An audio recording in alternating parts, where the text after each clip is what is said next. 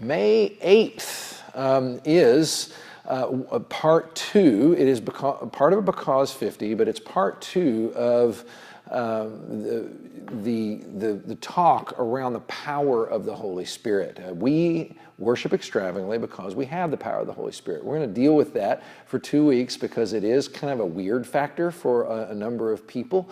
And there's a lot of misnomers about what power is and what it looks like, and it makes people nervous and those kinds of things. So during that week, now here's the tricky thing that's going to happen to the worship teams who are working on May 8th.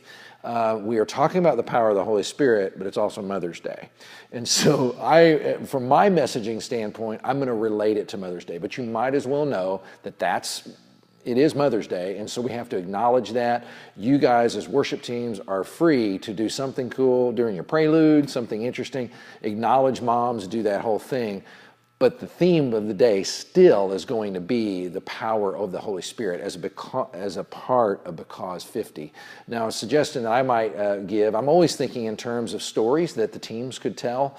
That could be around answered prayers. That could be around really sensing God's presence in a situation, a miraculous thing you heard about, maybe that you were connected to through a family member, some experience that you had with the presence of God. Anybody can talk out of that kind of thing. Anything that makes it more real. And as I suggested for the teams that were doing the prior week, you may consider during this week forming a time where you let things kind of empty out a little bit, that the music is not filling all the spaces, and maybe create a space in the middle of the worship set where people can reflect, people can pray, people can kind of have that moment of seeking God for his power. But that's what May 8th is going to be about. It's the week prior to the big Because thing, so you may want to tag that somehow as you're leading worship. You could just mention, hey, we're going to be at the old National Event Center the following week. But again, remember it's Mother's Day, so that's going to be the tricky thing. Don't get too hung up on it.